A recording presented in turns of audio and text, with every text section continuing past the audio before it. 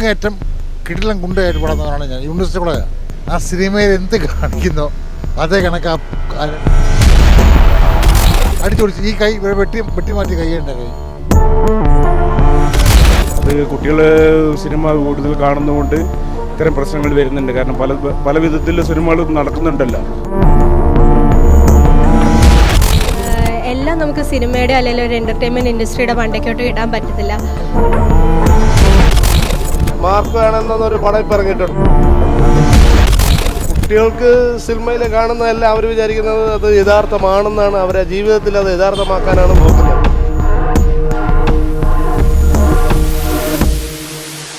പണ്ട് വിവേകാനന്ദൻ പറഞ്ഞതുപോലെ കേരളം ഒരു ഭ്രാന്താലയമായി മാറുകയാണോ എന്ന് ചിന്തിക്കുകയാണ് ഓരോ ദിവസവും. കുട്ടികളിൽ അക്രമവാസനകൾ ഏറി വരുന്ന ഒരു സാഹചര്യത്തിലൂടെയാണ് നമ്മൾ കടന്നു പോകുന്നത്. അതിൽ സിനിമ എത്രയധികം സ്വാധീനം ചെലുത്തുന്നുണ്ട് എന്ന് നമുക്ക് പൊതുജനങ്ങളോട് ചോദിച്ചറിയാം. എൻ്റെ വീട്ടിൽ 3 വയസ്സും 8 വയസ്സും രണ്ട് പെമ്മക്കൾ ആണ് എനിക്കുള്ളത്. ആ പിള്ളേർ പോലും ആ സിനിമയിൽ എന്ത് കാണിക്കുന്നോ അതേ കണക്ക് ആ 2 കൊച്ചു പെൺമക്കളാണ് കാണിച്ചുകൊണ്ടിരിക്കുന്നത്. അതിൻ്റെ അർത്ഥം എന്തുവാണ്? അവിടെ വേറെ പറഞ്ഞില്ല. മോക്ക് ഒരു അന്തം വിട്ടു. അതിൻ്റെ കാരണം എന്താണ്? സിനിമയിലാണ് ആ കൊച്ചു ഏറ്റവും കൂടുതൽ താല്പര്യപ്പെടുന്നത്. ഈ മദ്യപാനം, മയക്കുമരുന്ന്, MDMA, കഞ്ചാവ് ഇത് സ്കൂൾ പരിസരത്ത് സിഗരറ്റ് വഴി പോലും പൂർണ്ണമായി ഒഴിവാക്കണം. ഇല്ലെന്ന് പറയാൻ നമുക്ക് മോക്ക് കള്ളം പറയുന്നതല്ല. മോക്ക് അറിഞ്ഞൂടാ. ഞാൻ ഒരു പെണ്ണിനെ സ്നേഹിച്ചിരുന്നു. ആ പെണ്ണിനെ എൻ്റെ മൂത്ത സൗകര്യം എൻ്റെ അനിയത്തി ചെന്ന് ആ പെണ്ണിൻ്റെ അടുത്ത് ചെന്ന് മാപ്പ് പോലെ പറഞ്ഞതാണ്. മോളെ ക്ഷമിച്ച് കള, അങ്കിള് അറിയാമെല്ലാം പറഞ്ഞെടുത്തായിരിക്കും ഇപ്പോൾ ക്ഷമിച്ച് കളയുന്നത്. അപ്പം ഞാനെന്ന് വെച്ചാൽ യൂണിവേഴ്സിറ്റി കോളേജിനകത്ത് ഞാൻ പഠിച്ച യൂണിവേഴ്സിറ്റി കോളേജാണ്.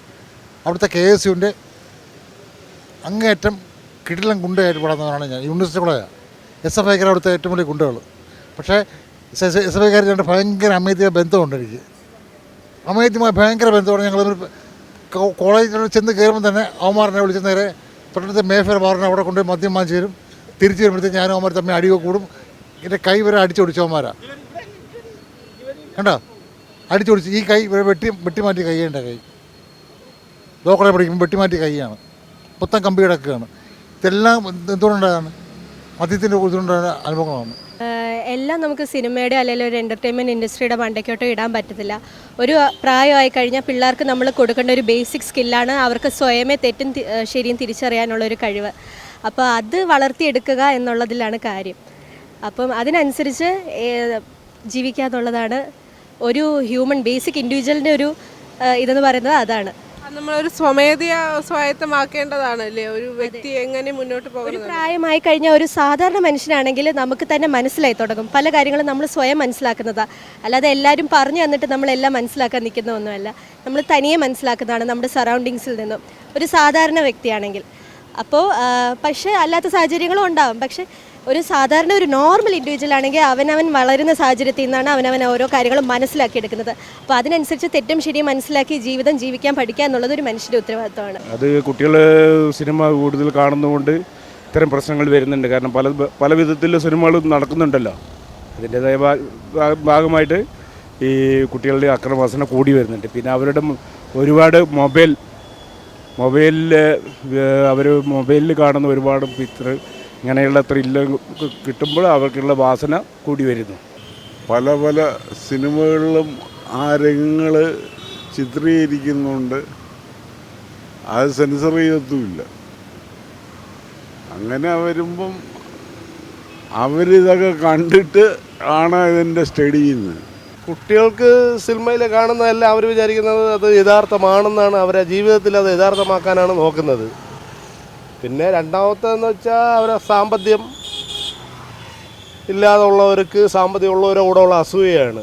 പല കൊലകൾ നടക്കണം അങ്ങനെയാണ്. എന്നുവെച്ചാൽ എനിക്ക് സാമ്പത്തികം ഇല്ല, ഞാൻ നോക്കുമ്പോൾ മറ്റുള്ളവർ സാമ്പത്തികമായിട്ട് ജീവിക്കുന്നു. അപ്പോൾ അങ്ങനെ എനിക്കൊരു അസൂയ തോന്നുന്നതാണ് ഏറ്റവും കൂടുതൽ ഈ വലിയ കൊലകൾ നടക്കുന്നത്. മറ്റുള്ളതെന്ന് വെച്ചാൽ നിങ്ങൾ കുട്ടികൾക്ക് എന്ന് വെച്ചാൽ ഇപ്പം പടത്തിൽ നമ്മൾ കാണുന്നില്ല. ഇപ്പോൾ ഒരു പടം ഇറങ്ങിയിട്ടുണ്ടല്ലോ, മാർക്ക് വേണമെന്നൊരു പടം ഇപ്പം ഇറങ്ങിയിട്ടുണ്ട്. അതിൽ കാണിക്കുന്നത് വെച്ചാൽ ഇതുപോലെ മയക്കുമരുന്ന് ഉപയോഗിക്കുന്നത്. അപ്പോൾ അത് പിന്നെ 20 വയസ്സിന് താഴോട്ടുള്ള കുട്ടികൾ കാണുമ്പോൾ അത് യഥാർത്ഥമെന്നാണ് അവർ വിചാരിക്കുന്നത്. ഇതൊക്കെ യഥാർത്ഥമാണ്, ഇതൊക്കെ ചെയ്യാൻ അങ്ങനെയുള്ള ഒരു ഇതാണ് സംഭവം. നമ്മുടെ നാട്ടിൽ മയക്കുമരുന്നിൻ്റെ ഉപയോഗം കൂടുതലാണ്. അതിനെ സർക്കാർ നിയന്ത്രിക്കുന്നില്ല. ആദ്യം കൊച്ചു കുഞ്ഞുങ്ങളെന്ന് വെച്ചാൽ 8 വയസ്സായും 10 വയസ്സായ കുഞ്ഞുങ്ങൾ ഷംപൂ പാൻപരാഗ് തുടങ്ങി പിന്നെ അതിൽ നിന്നാണ് അങ്ങ് മയക്ക് മരുന്നിലേക്ക് പോകണം. ആദ്യം നമ്മൾ ഒഴിവാക്കാനുള്ളത് ഈ ചെറിയ കാര്യങ്ങൾ.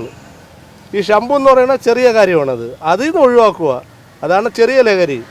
അപ്പോൾ അത് വെച്ച് തുടങ്ങുമ്പോൾ അവർക്ക് തോന്നും അടുത്ത് ബിയർ അടിക്കാൻ തോന്നും. ബിയർ അടിച്ച് തോന്നുമ്പോൾ അവർ തോന്നും നമുക്ക് അടുത്ത് മറ്റേതിലേക്ക് പോകുന്നത്. അങ്ങനെയാണ് കടന്നു പോകുന്നത്. അപ്പോൾ ആദ്യം നമ്മൾ ചെയ്യാനുള്ള വലിയ തട്ടിലല്ല, ചെറിയ ഈ മയക്ക് മരുന്നുകൾ ഒഴിവാക്കുക.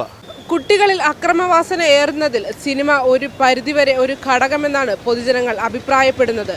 അതുമാത്രമല്ല, മയക്കുമരുന്നും ലഹരിയുടെ ഉപയോഗവും ഈ ഒരു അക്രമവാസന കൂടുന്നതിൽ സഹായിക്കുന്നുണ്ട്. ഇതിനൊരു മാറ്റം വരുത്തേണ്ടത് സർക്കാരിൻ്റെ ഉത്തരവാദിത്വമാണ്. കൃത്യമായി മുന്നോട്ട് പോയില്ലെങ്കിൽ ഇനി ഇതിലും വലിയ അക്രമങ്ങൾ നമുക്ക് കേൾക്കാനും കാണാനും കഴിഞ്ഞെന്ന് വരാം. മറ്റൊരു വിഷയവുമായി വീണ്ടും കാണും വരെ ക്യാമറാമാൻ ശ്രീകണ്ഠനോടൊപ്പം അനുജ പ്രകാശ്.